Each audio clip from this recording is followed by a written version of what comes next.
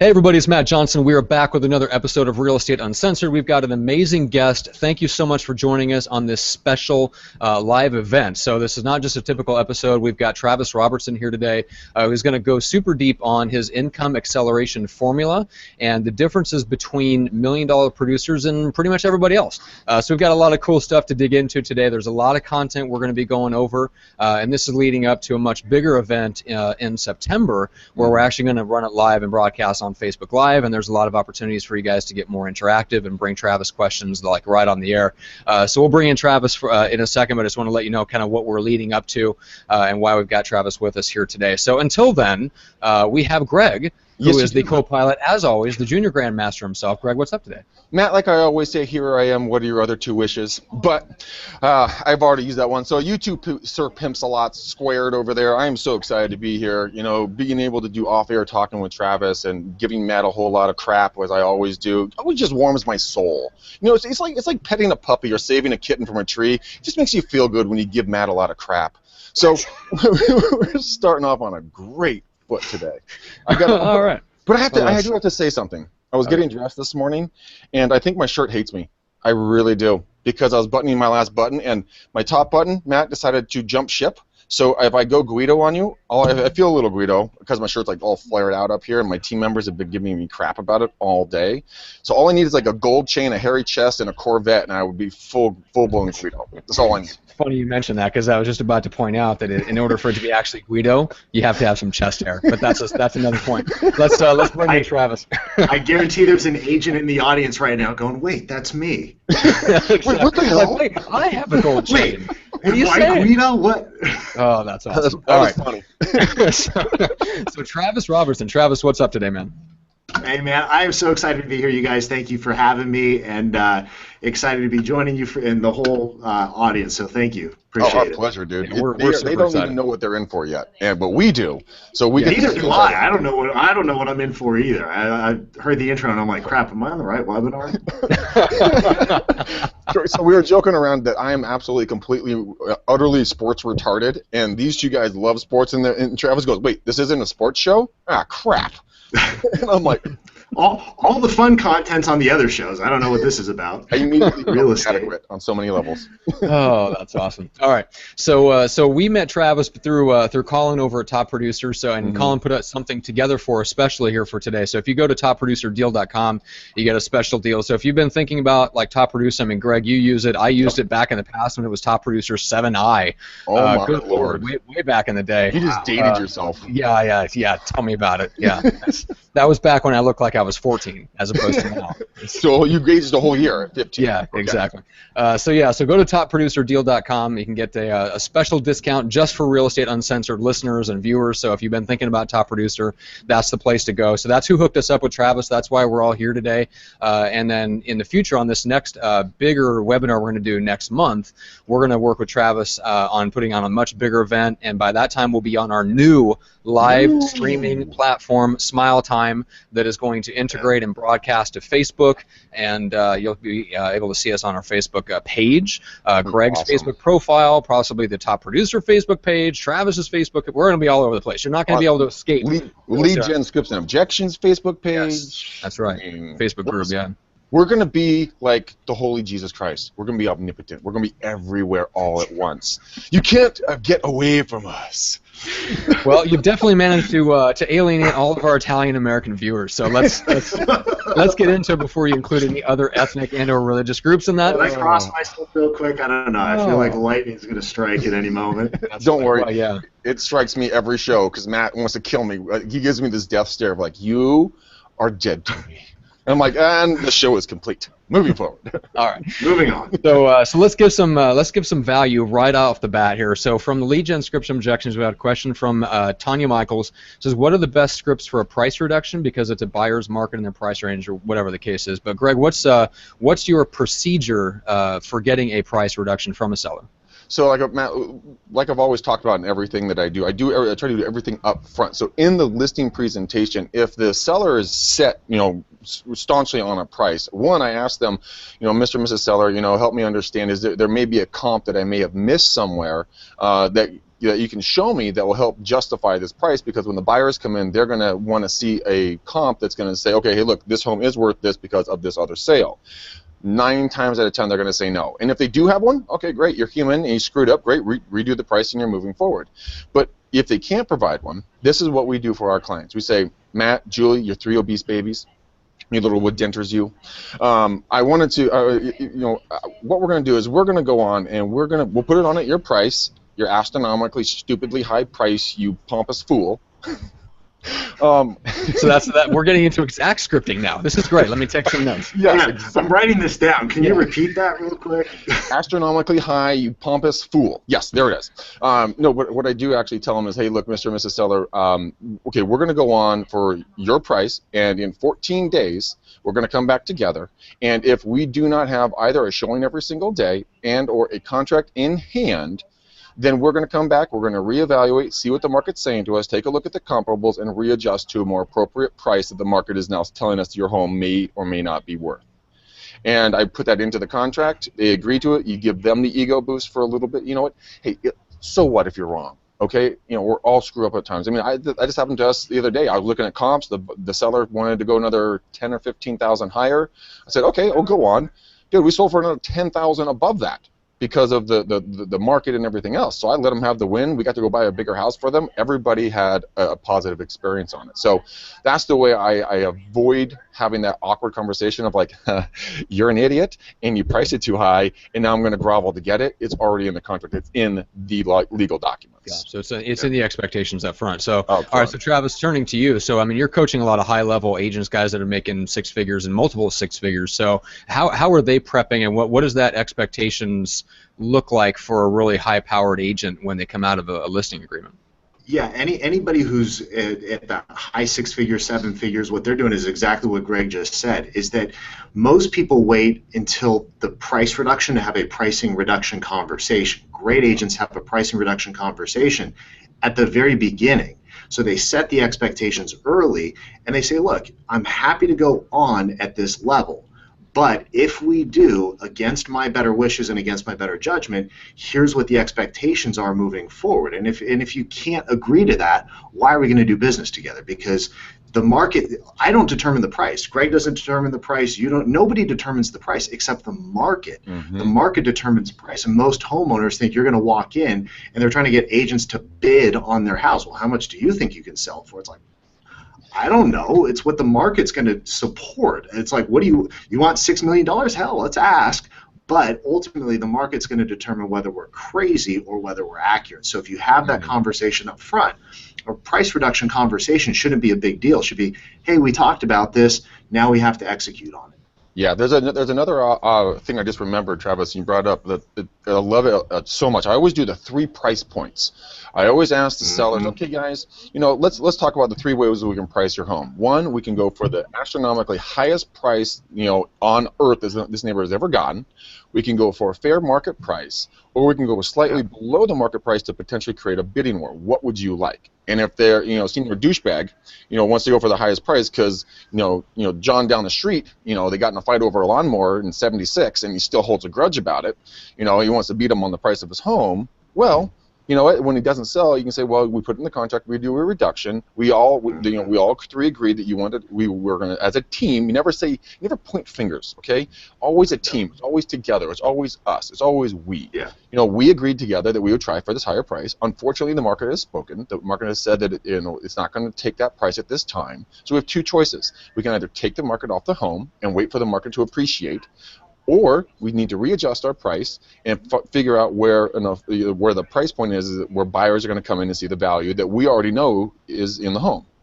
And so it's a complementary conversation, but you let them hang themselves essentially when it comes to the pricing. Because if they come back to you and they're like, you didn't sell, you picked this price, you're like, no, douchebag, you picked the price. Remember, Matt and Julie and the 3 obese babies down the road, you're still mad at Matt over the lawnmower. And that once they calm down, the wife is probably like, "Stop it! Be quiet! Listen to the man. He's a professional." You know. All right. Not speaking from experience or anything there, Greg, dealing with husband and wife teams. All right, so let's No, not at let's all. get into Travis's specialty a little bit. And I'm excited to hear about like the income acceleration formula and stuff like that. But since we're on the subject of kind of the listing presentations, I know Travis, you teach some things that you teach agents and work with them on, but also things that you've learned from dealing with clients like yours that are 6- and 7-figure agents. I mean, these are really legit guys. So what are some of the things that they do in their listing consultation to kind of separate themselves and give them that competitive advantage over other agents? Well, and Greg actually brought this up, which is a very good point, is they create that conversation around it's us working together. It's not you're on this side of the table, I'm on this side of the table. Mm-hmm. Most people, when you walk into a listing presentation, it's an adversarial approach. At first, it's like, well, what are you going to do? You know, you're going to come to my house. I don't know if I can trust you with the information, with anything that I'm wanting to do. And so it's this idea that you're on that side of the table and I'm on this side of the table. What a great agent does is aligns each other and says, look, we're not on different sides of the table. We're on this side of the table looking at the house together, trying to figure out what are we going to do to get this to sell for the highest dollar, because your interests are aligned. Mm-hmm. So the listing presentation is about establishing credibility, aligning the interests, and making sure that everybody understands the expectations from both parties, not just their expectation of you, but your expectation of them as a client. And so if your listing presentation doesn't manage all of those expectations, it's got a gap in it. And so when you come to the pricing conversation, too many agents are afraid of, there's two parts of a conversation that most agents fear. Number one is pricing the house. Number two is pricing their commissions. Yeah. Both those sides of it they struggle with because they don't know how to manage the client's expectations and they don't know how to handle the conversation around their own commissions. Mm-hmm. And so, but those are the two most important things that the client wants to know is how much do you think you can sell my home for and what do you charge to do it? And so if you can't manage those expectations and you can't have that conversation, you're in trouble. So proper listing presentation, when we're talking about the price of a house, you're coming prepared with comps with everything else and saying, look, Mr. and Mrs. Seller, let's talk about how a market prices a home, how a market values a home, and what our options are within the realm of the market. And so the three-level idea is a great idea. We can go at the top of the market, kind of right here. We can go down below the market. But here's what the market is showing your home to be in the range of. Now, how do we together want to work on pricing this, creating a pricing strategy around that? And it's us together. Then when you get to the conversation about commissions, that's the other one where most people struggle. So how do we get people to get over the commission conversation? Well, you have to learn to love the commission conversation because this is your money. You should be having a blast. You should be the one saying, rather than waiting for the client to go, so how much do you charge? And going, oh crap, here it comes, hyperventilate, like, oh, they're about to ask about my commission. What on earth do I do? You need to be willing to say, with a tongue-in-cheek smile on your face, like, oh my gosh, okay, so real quick, one of the things I'm excited to talk about, my favorite part of this whole presentation is my commission. So let's talk about my commissions and how that works. And so most people, and most people don't actually understand this, is most people have they fear having the commission conversation. Not just the agent, but the client does. Do you realize most people hate negotiation in general because they view it as confrontation? So a client asking about your commission, most of them, if you were to just come back and say, I charge 6% or whatever it is, and you were to explain why, they'd go, oh, okay. They're not going to fight you on it because they hate negotiating anyway.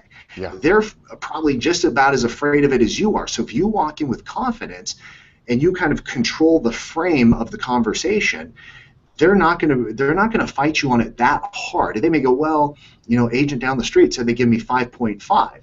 And so you can have fun with it and go, wow, 5.5. I usually charge 8. That's great. And you go, wow, 5 point. I mean, I usually charge 8. And you're just going to catch them off guard and they go, 8%. You go, I'm just kidding. We only charge actually 3%. The question is, what do we want to offer the other side? Ah, dang it, you took my script. I was waiting to drop that one. Damn it. So because here's the thing is people don't understand what you charge versus what you offer to the other side. And so that whole idea is, and it's an actual negotiating technique from other industries is that you put onto the table what you charge, but then you immediately pull it off and say, here's what's negotiable. So by saying, I don't charge 6%, I only charge 3%, now the question is, pull off the table, what do we want to offer the other side? This is the only thing I'm willing to negotiate. So if you only want to pay 5% or 5.5%, I'm still getting my 3%. You're saying you only want to give the other side 2.5%. Now, may I make a recommendation on what I would do if I were in your shoes? And we can talk around that, but it's ultimately your call. Dude, I do it on every single listing appointment that I go on. You should see, well, you know the look, but I'm talking to everybody else. You should see the look in their eyes, because the only number they hear is 2.5% or 3%, whatever you're going to say. They're going to be like, holy shit, honey, we're getting a bargain. Oh, wait, we got to pay some money. Oh, okay, now let's negotiate these other guys. How can we screw them over? Yeah. But then you say, look, like you were saying, it's just like you're going to get more showings at either a 2.5% and 3%, because then in their mind, they're still, the only thing they're hearing is 2.5% or 3%. Yeah. It's psychology. And the reason that works is a technique. It's an actual process called anchoring. And it's a negotiation technique that most people don't understand. Most people are afraid to set the first price in a negotiation, but the first price actually sets what's called an anchor point. So the person who sets the price controls the range of the negotiation, because we all view straying too far from the anchor, either too high or too low, as offensive. Well, I don't want to offend somebody and lowball, or I don't want to. If they asked for, let's say, $1,000. They want to pay $1,000, and I say, well, it's a $6,000 product. I don't want to feel like I'm a jerk and asking for too much money. So whoever sets the negotiating price sets what's called the anchor point, and most people just negotiate then around the anchor, and they meet somewhere in the middle. So what you have to do, if somebody sets the anchor before you and says, well, agent XYZ down the street says they're willing to do it for 5%, you have to do what's called breaking the anchor. So that's where the whole 5%, I charge 8%. And they go 8%, so you've broken the anchor, set it at 8%. Then you reset it down at 3%, and now pull it off the table and say, what do we want to offer the other side? So it's all about that negotiation strategy, that negotiation technique. Yeah, it's like in the movie Pawn Stars, out of Vegas, and the old guy that would be in there, and the person would come in, like you said, it was like $1,000 item. Yeah. And someone goes, well, how about 500? And he goes, how about 2,500? They're like, oh shit, okay, 1,000 sounds good to me now. Yeah. Yeah. The price is going to progressively go up. Well, it's funny that you mentioned 8%, because I know two multi-million-dollar producers that both have, either they charge 8% at a certain price level that's below a premium listing, or they have an 8% package. Greg, we interviewed Mike LaFido from Chicago as a luxury agent, and he has multiple packages that he offers, and that's one of the reasons that he does that, is it anchors that as, look, we can do the whole shebang. Like we can do everything in the kitchen sink to market your home. That's 8%, or we can do the package that he actually wants to sell them, which is the 7%, and then you have the lower package. So it basically creates that anchor, and it resets the anchor to where they would like to set the anchor is probably 5%, and then negotiate around that. It basically lays it out and says, look, the anchor is 7%. That's what we're going to negotiate around, and then if you want to go higher, I at least have the 8% package, where if you want me to do everything possible and like cut my own right hand off and like throw it in a newspaper ad or something like that, I have that package. It's called the 8% package, so and it gives you a right to. There's a nice little tactic in there is also to have that upper range package, to where if people get too demanding on the marketing side, you can say, I offer that, but that's in this package, and it's over here, and it's this much. So Matt, you're saying for 7% you will self-mutilate yourself, and you'll get a handy-dandy, outdated newspaper ad. Ooh, that's right. Nothing drives the open house visits like a newspaper ad. Old Stumpy over there. It's so true. It's like people walk through and it's like, where'd you hear about us? The newspaper. I'm still the one that reads it. But it also, to Matt, your point is that it's not just at the luxury level, and I want to make this clear, is that we have a client, Kunal Patel, who is in just a normal average market outside of Cincinnati, and he does this in $300,000 properties, $400,000, and he charges upward. He's got one where he did it at 9% based off of some of the things that he was going to be offering in the package. Love it. Yeah. So and it just became about, okay, so you don't want the 9% or the 8% or the 7% package, so here's what you're losing, and that's called the takeaway. And so people hate losing things along the way. So it's why if you go buy a car online or you go to search for a car online, they have all the boxes checked. because every time you uncheck a box to get the price lower, you have a little sense of pain that goes along with it. And you're like, but I want the sunroof. So you add it back in. I want the satellite radio. So you associate the pain with the takeaway versus the addition. Because if they were to leave all the boxes unchecked and the price were to go up each time you checked a box, you check fewer boxes versus unchecking a few boxes to get the price slightly down.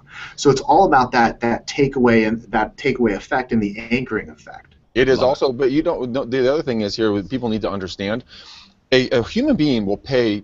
They'll pay 25%. They'll pay 50% commissions if they perceive the value is there.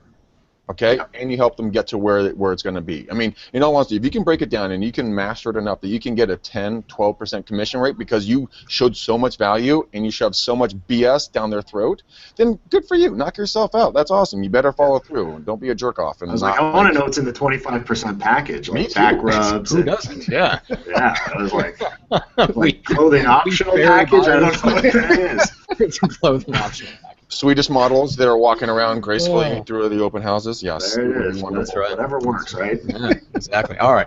So first of all, guys, if you want to ask a question, the best way for this particular episode is just look me up on Facebook. I'm easy to find. Pursuing Results. Shoot me a message. I will bring the questions to Travis and Greg while we're on the air. But Travis, wondering, is anybody even still watching after that? Oh yeah, the numbers are actually going up. So they are. So they like what they're hearing.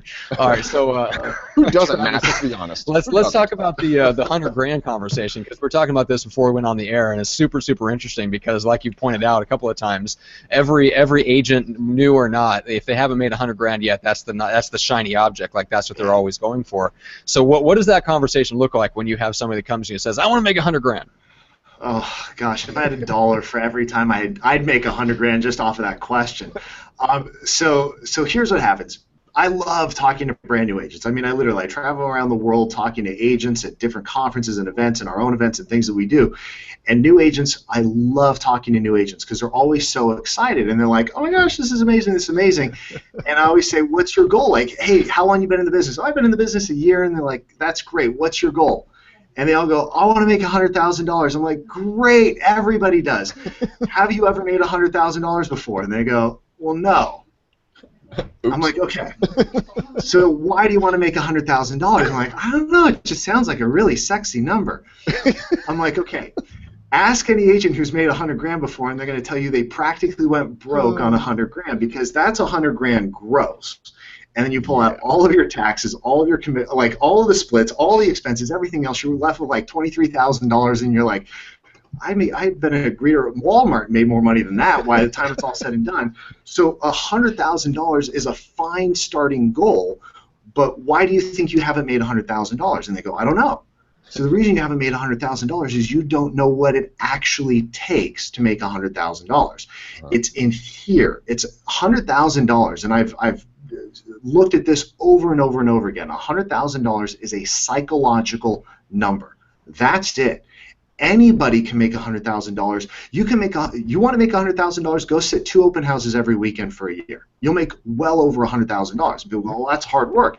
Yes, it freaking is. It's hard work to be successful, and it's not some magic formula. It's just getting off your ass and going out and doing hard work. But the reason you don't get off your butt and go out and do hard work is because it's in here, not some magic formula that you need. So the difference between an agent who doesn't make $100K and the difference between an agent who does make $100K has to do with their psychology, not their methodology. Yeah, that's 100% true. I mean, they just need to stop being a bitch, get up and actually go do something for themselves, take the curlers out of their hair, and go out and do something that horrible 4-letter word, W-O-R-K, work, yes, it's right next to some other one of my favorite cuss words that all start with 4 letters, which Matt cringes every time I say them on live air, which I shall refrain myself back from. But but see, they associate hard work with a negative with negativity, because maybe in their past they've had a boss that hard work was very painful. They were ridiculed or put down or chastised or anything else. But now they have to understand that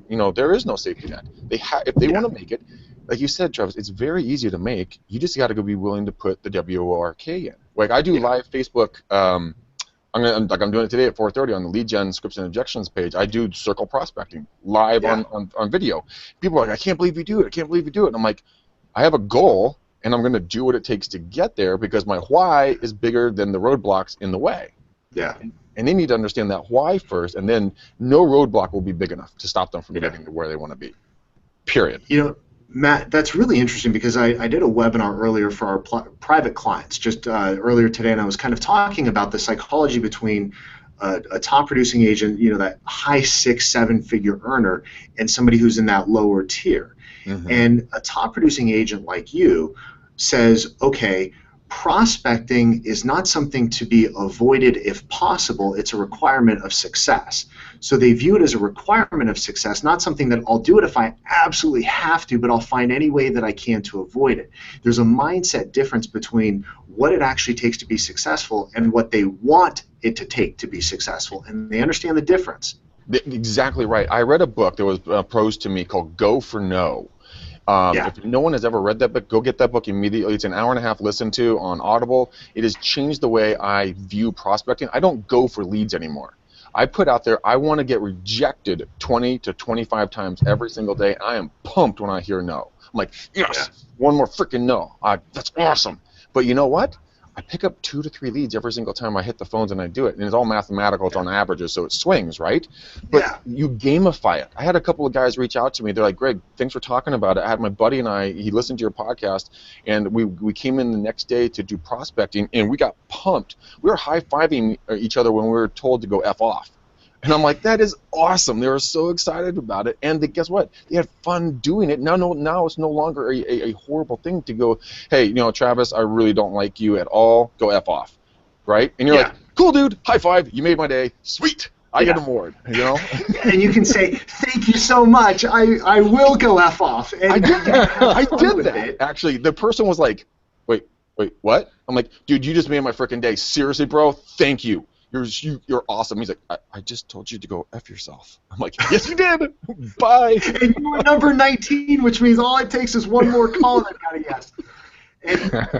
And this is something else that I talked about today too, is that an average agent views a no as extremely personal. Yeah. They take it personally. Yeah. A top producing agent takes a yes personally and a no as impersonally.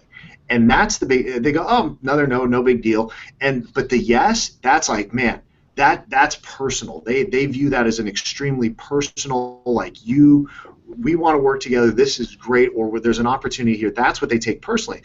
Whereas an average agent actually gets afraid of the yes because they go, oh crap, now I actually have to perform. A top producing agent is like, bam, let's go. They said yes. I take that personally. I'm going to go deliver my absolute best. It doesn't freak me out.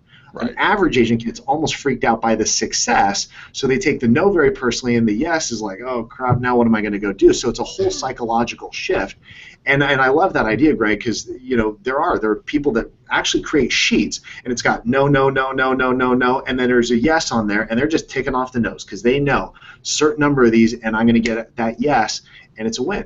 So Darren Hardy, if you guys don't know who he is, you guys have been living under a rock for your entire life. You're baboons. Go figure out who he is. He used to be the editor-in-chief of Success Magazine. He stepped away from that, but he also did a real estate career for a while, actually here in Northern Cal.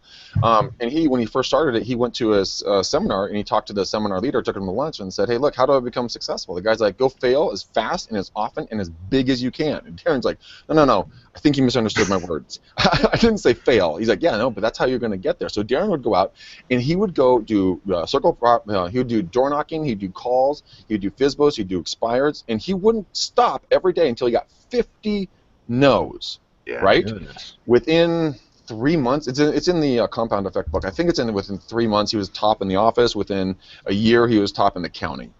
I mean, he just exploded through the ranks because he was looking for the no's, and the leads will fall in there. I mean, the leads will fall in there. And so just enjoy the process of being told to go blank yourself.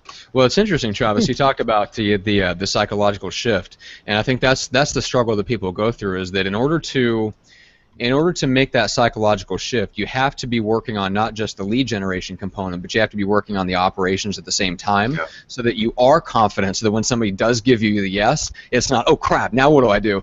Like, I know what that feels like. You know what I'm saying? Like, I know what it feels like to have systems, and I know what it feels like to not have systems. And when somebody says, I want to move forward, and you have no system for how you're going to deliver the service, that's when that fear comes up, and you're like, and like you need to be able to go for it, like whether it's an appointment or go for the close in terms of signing the business and things like that. And just that little bit of doubt of, boy, that system's not in place yet, and that's not in place, and how am I going to do that, and how am I going to do that? It creates that hesitation to really go for it and say, no, let's get started today. Let's do it now. Because all it takes is that little bit of hesitation, and that seller goes, we're just going to think, we want to think about it.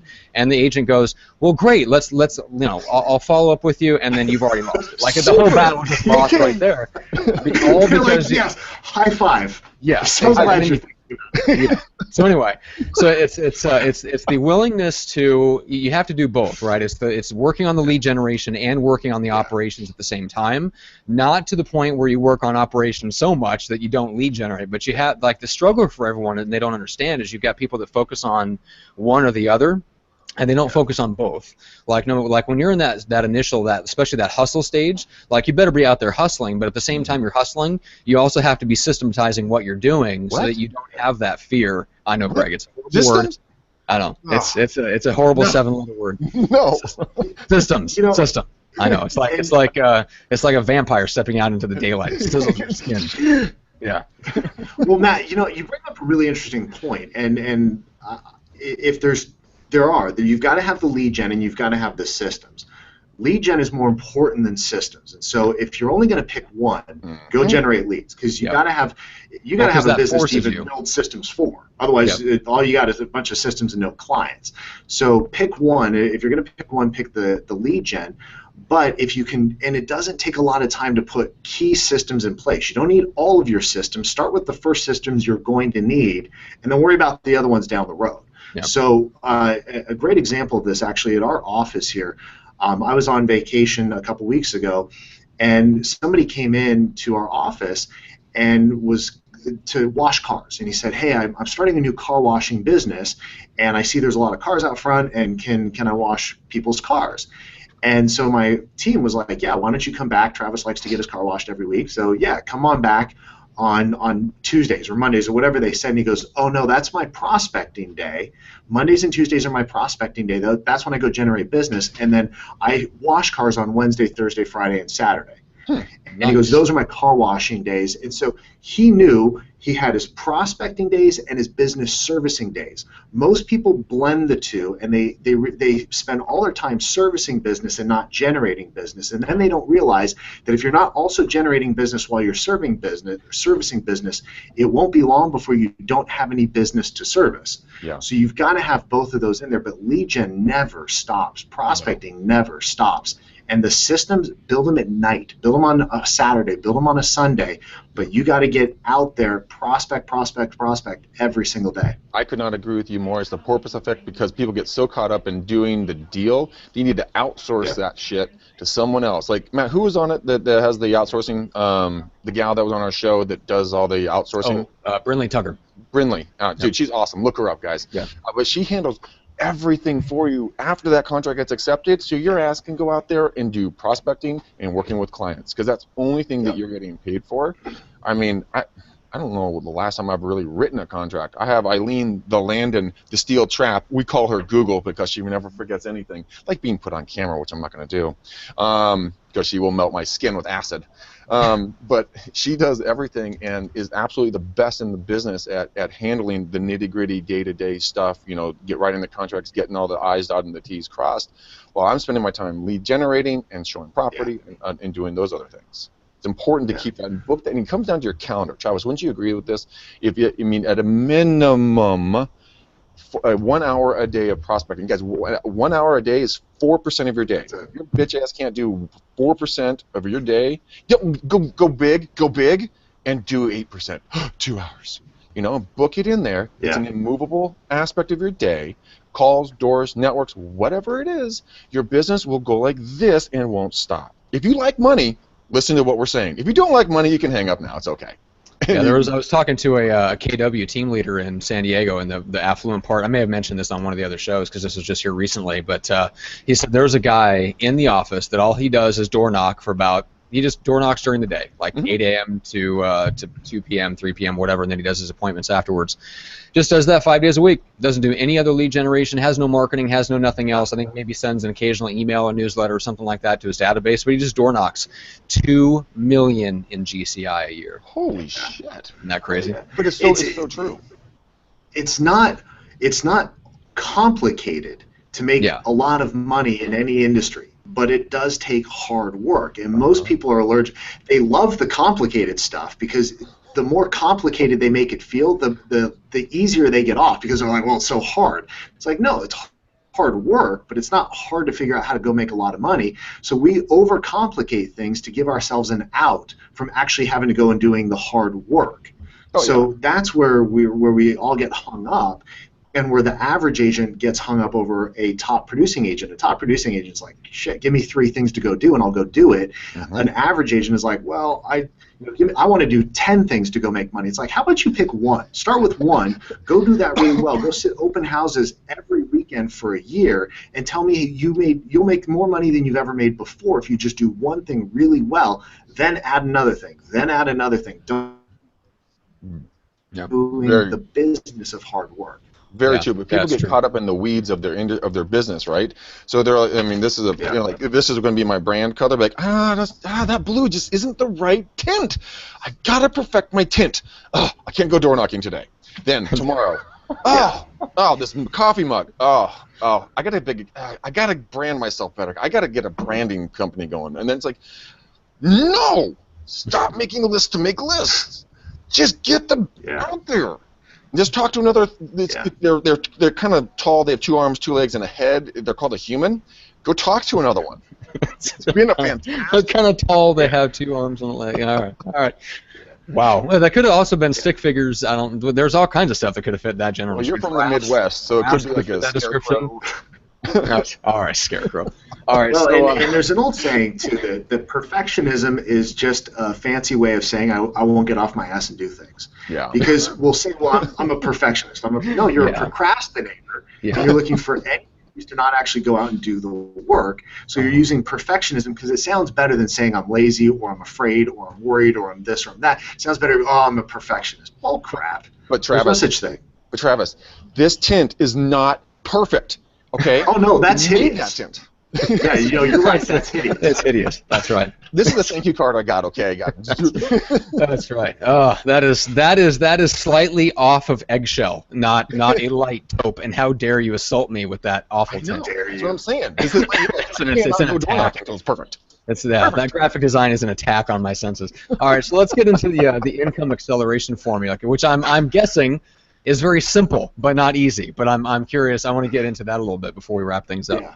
Oh, some fun. Yeah, so the concept is basically this, is that I sat down and I said, okay, every top producer, not just the ones who grow their business slowly over a period of time, there's nothing wrong with that. I think that that's great. But we've all met those agents that one day they're just kind of cruising along and they're going along, and then all of a sudden it's like, bam, something hits and the business just goes up. And we've seen it in the industry, outside of the industry. I mean, you see it all over the place. And so what I wanted to know is what happened at that point that things shifted, that things changed for them, and where did they go from there? What caused them to accelerate their income so quickly in such a way that it radically changed their business and radically changed their life? Not to a point that they got out of control. So what I realized is that it's really just a 5-stage process, 5 simple steps that if people would do it in this order, it would change your business very, very fast. Number 1 is this. You have to convince more people, and they all start with C, the letter C, because I like that sort of thing. But it's congruent. It's really simple to remember. No tricky other letters. Right. So, yeah, it's like professional speakers, we do that. We're like, oh, everything's got to start with a C or whatever crazy thing we come up with. But the first thing is convince. You have to convince more people to engage with you, engage with your brand, engage with your messaging. You have to convince them that you're somebody they want to engage with. And that sounds really easy, but it's actually the hardest part of this, because I meet agents all the time who walk up to me and brag, well, I get 95% of my business from repeat and referral. I'm like, you're an idiot if you get 95% of your business from repeat referral. And they go, you're an idiot. Why?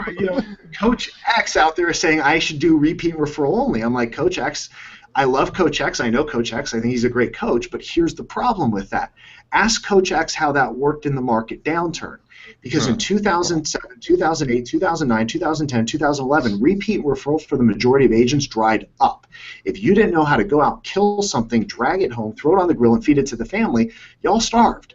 And so it's why we saw that the number of licensed realtors dropped from about 1.3, 1.4 million before the crash to just over 800,000, and the majority of those did an average of one transaction a year. Why? Because they didn't know how to go out and create business. So convincing people to engage with you is all about your marketing. It's all about thinking like an actual marketing company, not like somebody who goes, well, I'm on Facebook today, but then I'm not tomorrow, or well, I'm doing this today. You've got to be strategic and intentional about getting your brand, your messaging, and your company out in front of the people that you're trying to serve. And so there's a whole bunch of strategies that we could talk about, and I know we're short on time, so just know that the first step is you've got to get your message out there and convince people to engage with you, because every day the people you're trying to reach see an average of 3,500 to 4,000 advertising messages. Wow. Every day. So the question is, why should they listen to yours, click on yours, call yours, or do whatever to you? What makes you different? Why are they going to do that? And you've got to figure out, how does your brand stand out in a very, very noisy world? That is an amazing. I knew that like my grandparents, they in their lifetime, well, before the internet and everything, their parents, you know, when it comes to advertising, we see more in a year than they did in their entire lifetime. And now it compounds that with 3,500 to 4,000. I love that whole convincing thing. But what if you're like Matt and Julie and his 3 obese babies, and he's an introvert? He doesn't like other human beings. What do we do now? Dick, Greg. So here's the. No comment. No. Okay. Yeah. Moving on. So I think that this is really key, is that there's a difference between being introverted, and I know a lot of very successful introverted agents who have very big marketing campaigns and have found a way to be. Did you actually know? Most people don't realize this. Most professional speakers are introverts, not extroverts. Yeah. Most professional speakers, I'm rare in that I'm an extrovert and a speaker, but the majority of stage speakers are actually introverts. But what they view it as is they view speaking, getting up and getting over their fear of being on stage, as a way of helping people. And introverts tend to be very people-centric. They love that one-on-one connection. So what you want to do is you want to view your marketing as a way of connecting one-on-one in an intimate setting with the people that you're trying to serve. So your marketing gives you the opportunity to then get one-on-one intimately with the people that you want to help. If you change your perspective about it, you can be an introvert and still be somebody who's out there engaging and convincing more and more people to engage with you. That's fascinating. Yeah, 100% agree. I've heard a lot of people make that same statement too. Just not about most speakers being that way, but I've heard a lot of speakers mention, I'm actually introverted. So yeah, I completely agree with that. It's one of those things where, and this is a whole other conversation, a whole other rabbit hole you can dive down, but introverts tend to be, I think, more globally focused than locally focused, whereas your extroverted person is very good at having lots of shallow local relationships, where someone that's an introvert maybe has a hard time developing those, like they don't make friends as easily. So we're the ones that tend to really go over the top and say, all right, look, I need to, my reputation has to precede me. Let's install a marketing system that lets people know who I am, or let's get out and do public speaking, because then it makes all the other conversations a lot easier. Like when I get on the line with a prospect for the podcast or whatever, it's usually like, hey, it's like I just had one today. It's like, hey, it's the infamous Matt Johnson. I'm like, when did that happen? When did I when did I become infamous? Like, well, because you're everywhere. You're on every podcast I look. You're on every channel I turn to on Facebook or whatever. That's exactly why I do that. It's the same thing. It's making those conversations easier. You're infamous, even more than famous. It's awesome. Sure. Yeah. I mean, you still have to rob a bank to reach that level. So that's a good thing. Not anymore. Thank God for social media. Exactly. So so convincing more people to engage, getting your message out there, and convincing people that you're worth engaging with. So what's the next step? Step two is, so once you've convinced them to engage with you, you've got to have a way to capture their information. People do not wake up every day hoping to find some salesperson to give their information to. And we think that people should give us their information just because we're good people and we want to have a conversation. but we are so protective of our information. We do not drive down the road with our name, email address, and phone number plastered on the side of our car unless you're a realtor.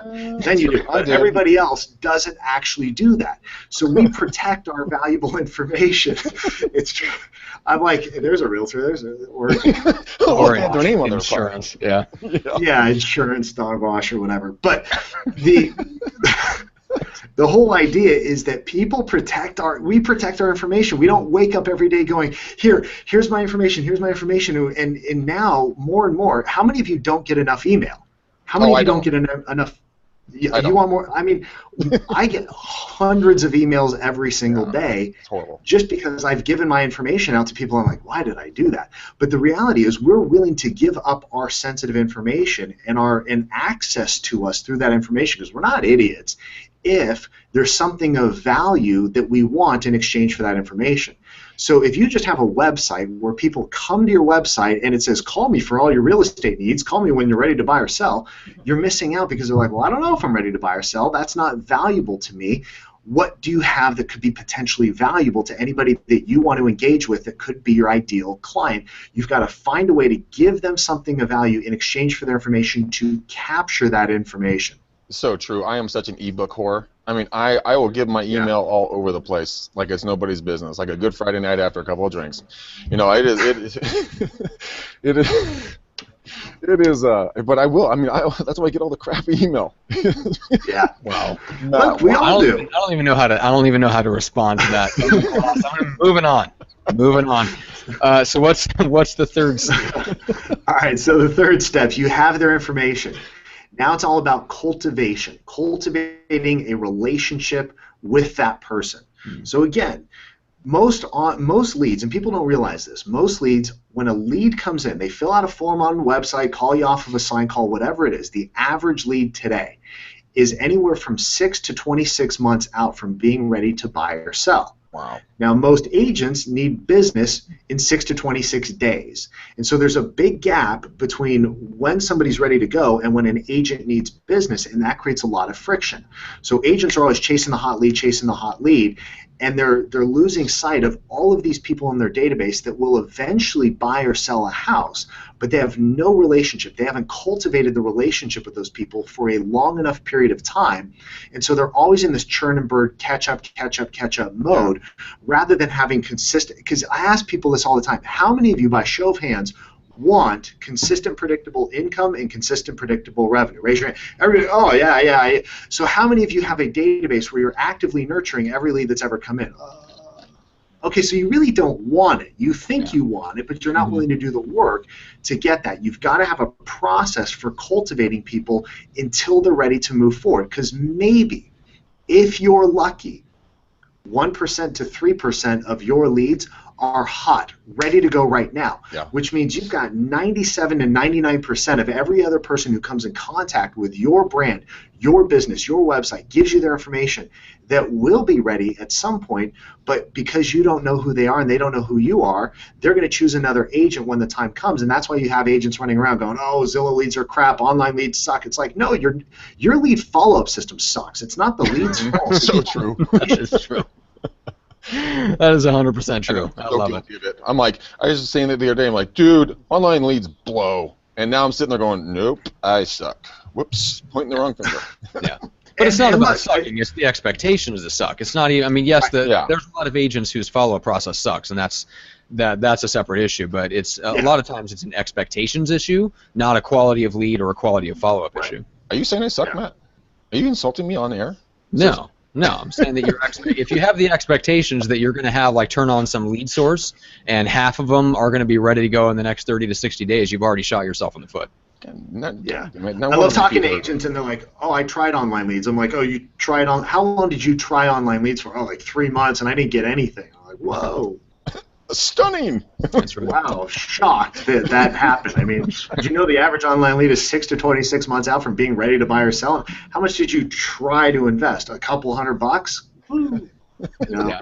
Woo. Congrats. So impressed. That's right. Well, it's like Dan Kennedy says. It's the end of the day. I get snarky at the end of the day. Yeah, I love it. This is great. Oh, this is No, too much be fun. snarky all you want. So we got to wrap things up. First of all, everybody go to topproducerdeal.com and check out Top Producer. We need the next two. We only got we don't have time for the next two. We got to save that for the next big event in September. No, I'm taking notes, damn it. Well, take the rest of the notes in September. You bitch. You know, I'm gonna get so much hate mail for that. You are cock blocking my business, Matthew, and I'm going to blame you for my dip in my income. That's step 3 of the process is cock blocking. It starts with a C. Let's throw it right in there. Step number 4. That's right. All right, so we got the first 3, right? So it was convince, capture, and cultivate. Yep. Yeah. Even if they did nothing else, that's going to double your income. The last 2, you'll get on the next one. Oh, damn it. I love it. So step 4 is cliffhanger. All right. Wait, I thought it was something else. I thought it was what Greg said. That's all right. All right.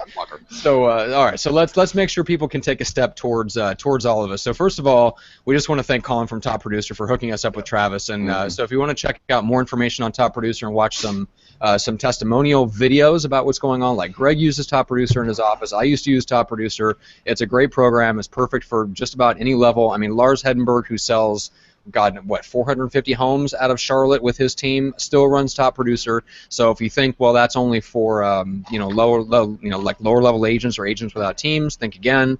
They run their whole team through Top Producer. So topproducerdeal.com. And then Travis, how do people take a step towards you and get information from you and kind of keep in contact? Yeah, a great place to start is our website, travisrobertson.com. You can get a free coaching session there. You can find out more about what we do, how we work, and what makes us different than other coaches in the market. And we've got some great coaches on our team, great coaches on our staff. So you can see about our upcoming events. All that stuff is there, travisrobertson.com. You can connect with me a million different ways through that. Awesome. Very, very cool. Okay. Awesome. Yeah. So, Greg. Matt. I believe you have some shout-outs, and then let's talk about the McDaniel Challenge a little bit, as if you needed any more people to contact you. Yeah, dude. McDaniel Challenge is March 14th of 2017 is my next available spot, guys. It's an hour and a half to 2 hours, depending on how messed up you are. It might even be 3. They're your special children. Those are Matt's kids.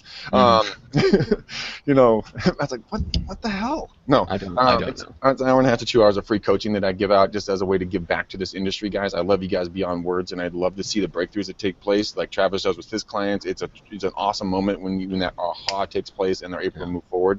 So, guys, right now, go Facebook. Follow me. Do not friend me, please. I don't have any more room. Follow me on there. I'm going to do Facebook Lives, or call me on my cell phone, 925-915-1978. Again, 925-915-1978 is my cell phone.